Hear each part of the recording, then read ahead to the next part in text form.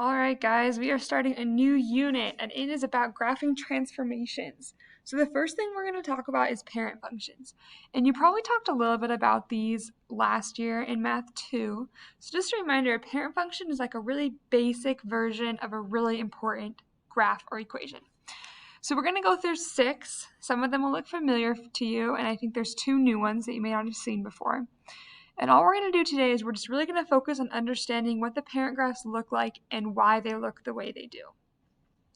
So the first parent function that we're going to look at is f of x equals x. Now this might be one of the easiest graphs. You might already know this is going to be a straight line. So what we're going to do to sketch the graph of the parent function is we're first going to create a table of values. Now, we've been doing this for a long time in math, so here's just a reminder when you're making a table of values. You take your x value and you just plug it into the x in your equation, and whatever you get out is your y value. So in this case, since what I'm plugging in is just x, my y values are actually all going to be the same as what the x value is. Okay.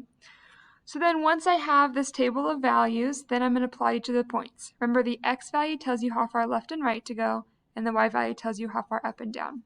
So I have the point -2, -2, -1, -1, 0, 0, 1, 1, and 2, 2. So those are the some important points in this graph. Then to sketch the graph, I'm just going to connect all the dots, basically. Okay. It's not going to look perfect, I don't expect it to, but it should look something like that. Okay, let's look at the next parent graph. So the next parent function is f of x equals the absolute value of x. So remember that the absolute value of x means that if I'm taking the absolute value of a number, it means that I make the number positive. So it's negative. If it's negative, I make it positive. If it's positive, I keep it the same. So for example, for this first one, I would find the absolute value of -2, which is just going to be 2. So I just make it positive. Same thing with the next one, is going to be 1. 0 is just going to be 0. When I get to the next problem, like 1, the absolute value of 1 is still just going to be 1. Okay, so if you're taking the absolute value of a positive number, it doesn't change. Then I'm just going to plot these points. So I have, remember the x tells you how far left and right, so -2, 2, -1, 1, 0, 0, 1, 1, and 2, 2. Okay. Now this graph, when I start connecting the points, it's going to look like a V. So remember that the absolute value graph is V-shaped. And you're going to want to start getting used to what these graphs look like, because we're going to see them a lot, and you're going to want to be really familiar with their shapes. Okay. Let's jump to the next one. The next one is f of x equals x squared. It's a quadratic. Now, quadratic means that I'm going to square my x values. So I'm going to take my x values, I'm going to square them. So -2 squared is -2 times -2, which is +4. So remember, a negative times a negative is a positive. -1 squared is going to be 1, 0 squared is 0, 1 squared is 1, and 2 squared is 4. Okay? Then I'm going to use these points to graph this parent function. 1, 1, 2, 4. Now this one is going to look like a nice U shape. Okay. This one's actually called a parabola. You might recognize that word. And this is probably one of the graphs that you looked at the most last year in Math 2. Okay. My next parent function is the square root of x. So I am actually going to have you guys change the x values here. And the reason why is because if I take -2 and if I plug it into the square root of x, I'm going to get the square root of -2. And we know that that's going to be a complex number, right? That turns into I square roots of 2, which is fine, but I can't actually graph I square roots of 2 on this graph. Okay? So I'm going to actually have us cross out all of these x values, and we're going to make new ones. Okay? So what we're going to do, is we're going to start with 0, because I don't want to start with any negative numbers. So if I take the square root of 0, I'm going to get 0. If I plug in 1, the square root of 1 is going to be 1.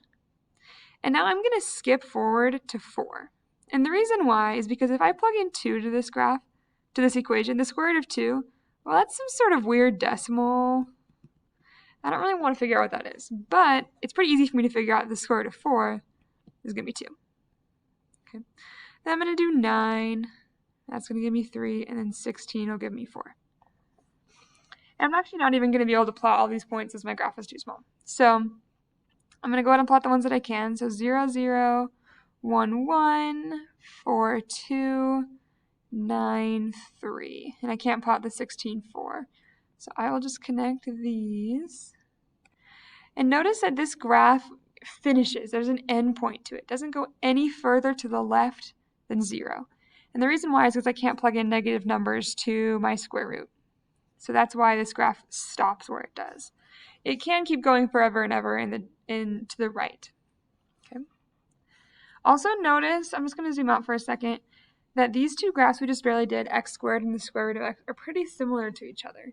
And that's because x squared and the square root of x, those are inverse operations. So remember, squaring something and taking the square root undo each other.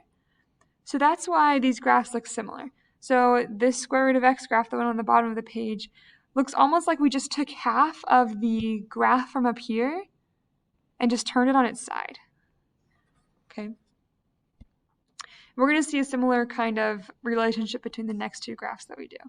So we're going to do f of x equals x cubed. So I'm going to take my x values and plug them into my equation. So negative 2 cubed is negative 2 times negative 2 times negative 2. And that's going to be a negative 8.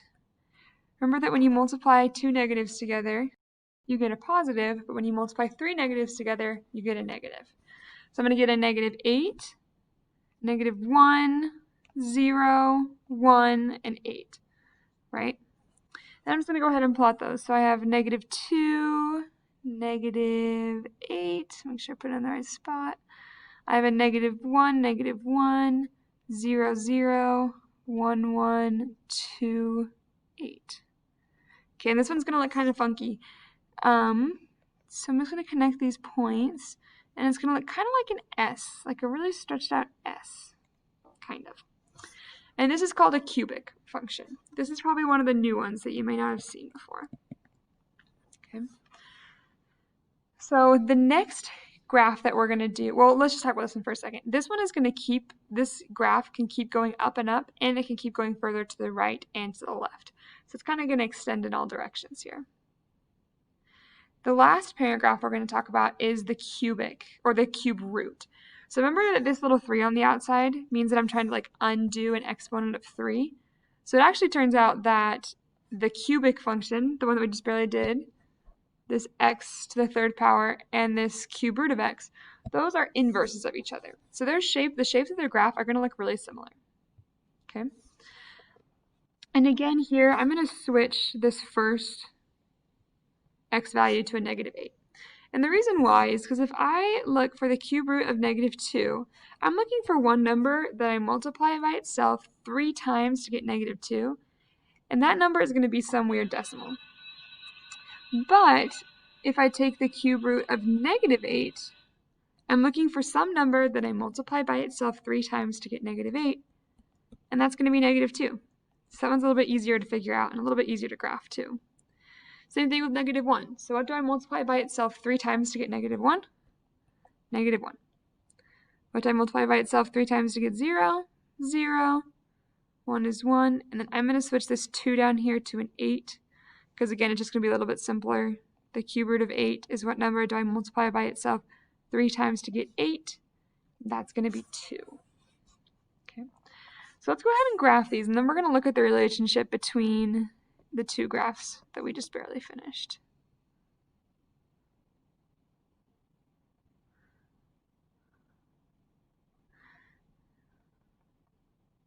See how good my connect the dots skills are today. Okay, so I'm going to zoom out so we can look at these two graphs together.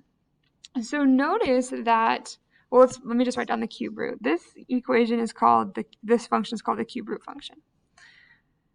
So notice that the cubic graph and the cube root graph are really similar. The cube root graph is kind of just turned on its side. Okay. Also notice that these tables are really similar. The tables of values are the same, we've just switched the x's and the y's. So that's just a cool thing about these two kinds of graphs. They're called inverses of each other, and they have all these really cool relationships between them, which is pretty awesome. So now that we've identified all of these parent graphs, we're going to start doing some cool stuff with them. So what you're going to do on your assignment is you're going to be given pictures of a graph that looks really similar to one of these parent graphs. What you're going to do first is you're going to match up the shape, and you're going to say, okay, well, this graph looks like the shape of an absolute value. It's a V shape, so it's an absolute value function. But it's going to be a little bit different. The graph's going to be moved a little bit. So what you're going to do in your homework is you're going to say, well, the parent function, or the original function, was the absolute value of x. And you're just going to write the equation. And then you're going to say, well, it looks the same except for it was moved up 3. And you're just going to write down how it was changed. And then as we move throughout the unit, you're going to learn how we're going to work with these different changes in the graph to change the equations and what the graphs look like.